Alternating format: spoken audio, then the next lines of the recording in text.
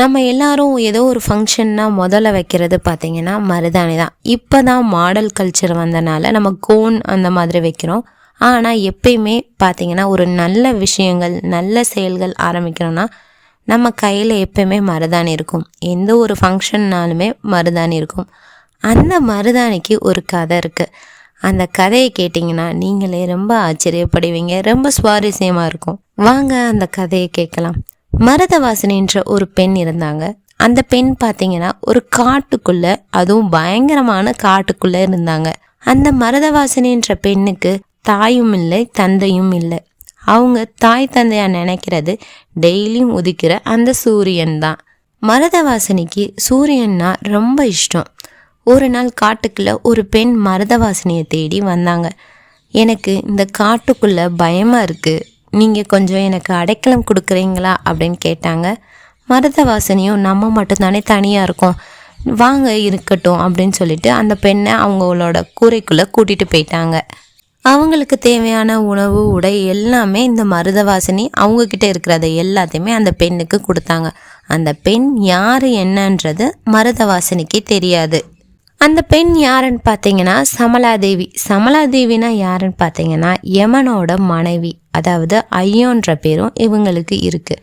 அதனால தான் எப்பயுமே நம்ம அந்த ஐயோன்ற வார்த்தையை சொல்லக்கூடாது. ஏன்னா யமன் கூப்பிட்றதா நம்மளுக்கு ஒரு அர்த்தம். அதனால தான் எப்பயுமே நம்மளோட வார்த்தைகளில் ஐயோன்ற வார்த்தை உச்சரிக்கக்கூடாதுன்னு சொல்லுவாங்க. இந்த சமலாதேவி பார்த்தீங்கன்னா யமனோட மனைவி. யமன்கிட்ட சண்டை போட்டு கோச்சிக்கிட்டு பூலோகத்துக்கு வந்துட்டாங்க. அவங்களுக்கு இந்த மருதவாசனையும் அடைக்கலம் கொடுத்துட்டாங்க. ஆனால் இந்த மருதவாசனைக்கு அவங்க யார் என்னன்றது தெரியாது. ஒரு பெண், சாதாரண பெண் நம்மக்கிட்ட அடைக்கலம் கேட்குறாங்க அப்படின்னு அவங்களும் அடைக்கலம் கொடுத்துட்டாங்க. யமனுக்கு தன் மனைவி இல்லாமல் ஒரே கவலை. அதனால் யம தூதர்களை அனுப்பி என்னோட மனைவி எங்கே இருந்தாலும் அவங்கள கூட்டிகிட்டு வாங்க அப்படின்னு சொல்லிட்டு யம தூதர்களை அனுப்பி வைக்கிறாங்க.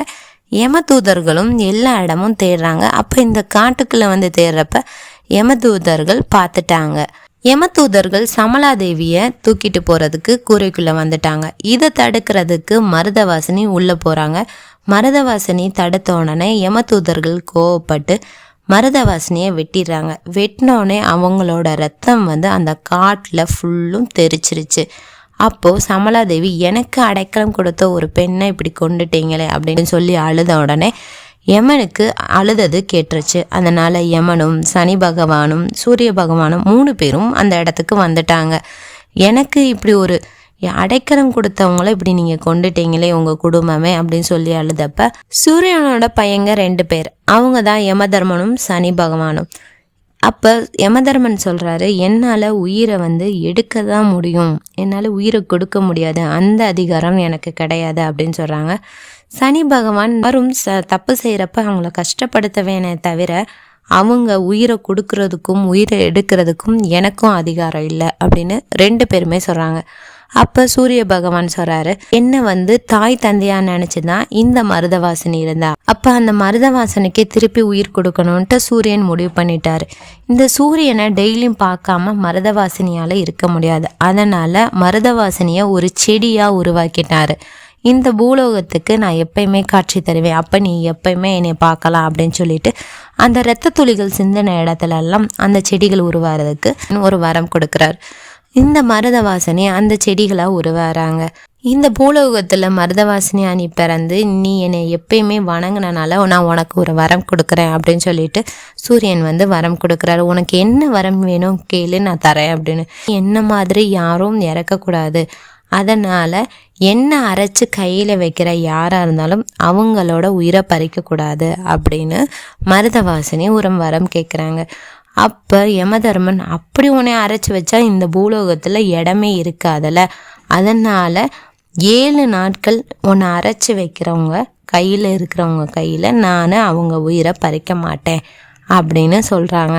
சூரியன் வேகமாக சொல்கிறாரு, இவ்வளோ ஒரு மற்றவங்க மேலே ஒரு நல்ல எண்ணத்தோடு இருக்கிறனால நீ அடுத்த பிறவியில் மகாலட்சுமியோட அம்சமாக இருப்ப அப்படின்னு சொல்லிட்டு தூபம் போடுறதுல மருதாணி விதைகளை நுணுக்கி தூபம் போட்டோம்னா அந்த இடத்துல மகாலட்சுமியோட ஆசைகள் எப்பயுமே இருக்கும் அப்படின்னு சொல்லுவாங்க.